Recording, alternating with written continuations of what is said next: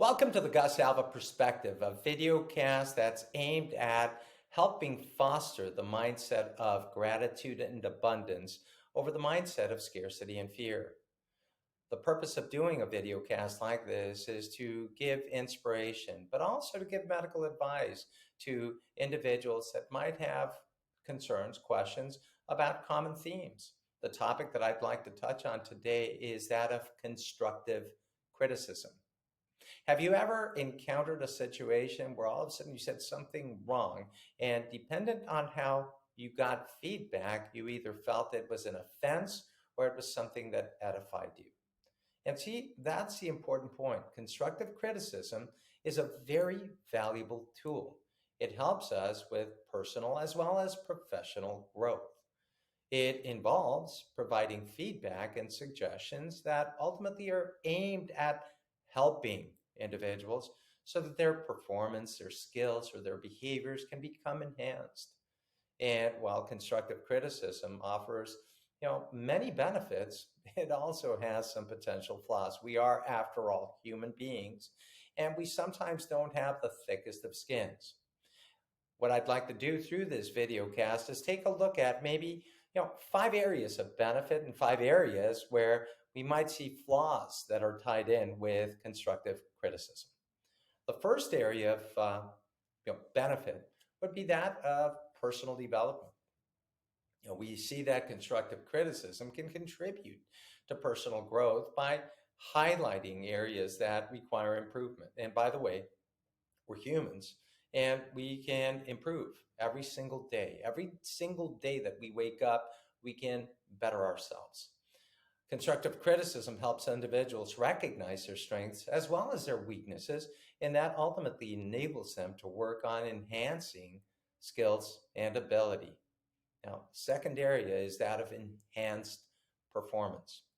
By having specific feedback provided to one, constructive criticism can guide individuals towards improving their overall performance and identifying areas where they're falling short, offering suggestions for improvement that ultimately will lead towards a better outcome or a better result for that person.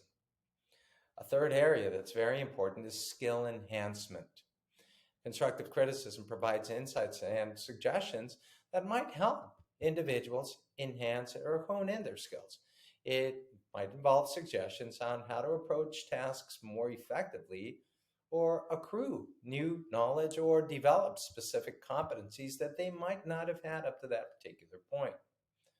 A fourth area that's very, very important is objectivity and perspective. And ultimately, this is the Gus Alva perspective, and that perspective allows individuals to gain an objective view of their work or their behavior.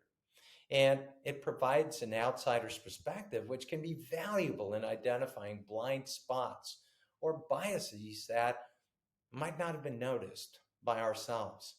And this is very important because we can't always see exactly what other people see in us.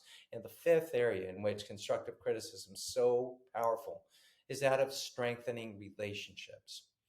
When delivered with empathy and respect, constructive criticism generally has a tendency to strengthen relationships.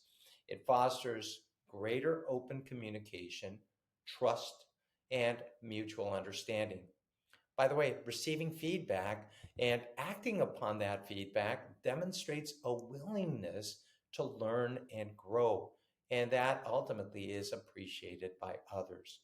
Now, having seen those particular areas where constructive criticism can be very good, now let's take a look at sort of a counterpoint to that. And just like we addressed 5 areas in which it can be beneficial, let's take a look at 5 areas where constructive criticism can be problematic. The first one is delivery and reception.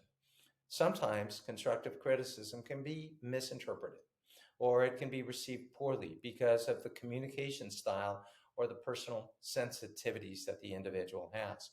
So it requires skillful delivery to make sure that the recipient understands the intent behind the feedback, and that it doesn't feel like there's an attack or a desire to demotivate the individual. We obviously have to consider biases and subjectivity. And despite efforts to provide constructive feedback, sometimes the personal bias of someone or the subjective judgment might unintentionally influence the criticism. Now, these biases may undermine the effectiveness of feedback and hinder the recipient's growth. So, we really do need to be sensitive to this.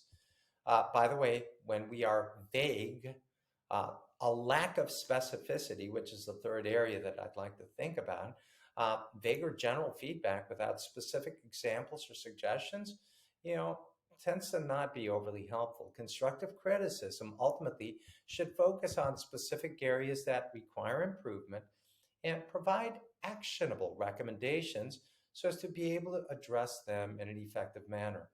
Now, a fourth area that really is problematic is an overemphasis on negativity. If constructive criticism isn't balanced with acknowledgments of strengths and accomplishments, it might create a more negative environment. A constant focus, by the way, on weakness without recognizing achievements ultimately derails motivation and self esteem.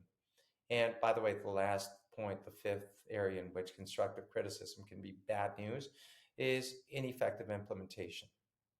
So remember, constructive criticism will only be beneficial when the recipient actively engages with it and takes steps towards improving the overall areas where they might have deficit. And if the feedback is ignored or not effectively applied, its potential benefits remain unrealized. So, the critical issue behind this topic is that even a theme such as I'm going to give you some criticism can be taken constructively or can be perceived in a destructive manner. I would state that a gratitude mindset is that one in which we are maximizing on the benefits of things like constructive criticism, and we tend to look at mitigating its potential flaws.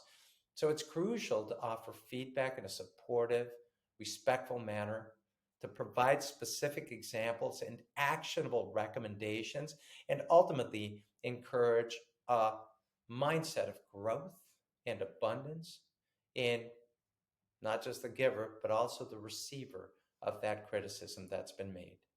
I thank you for joining us on the Gus Alpha Perspective on this topic of constructive criticism.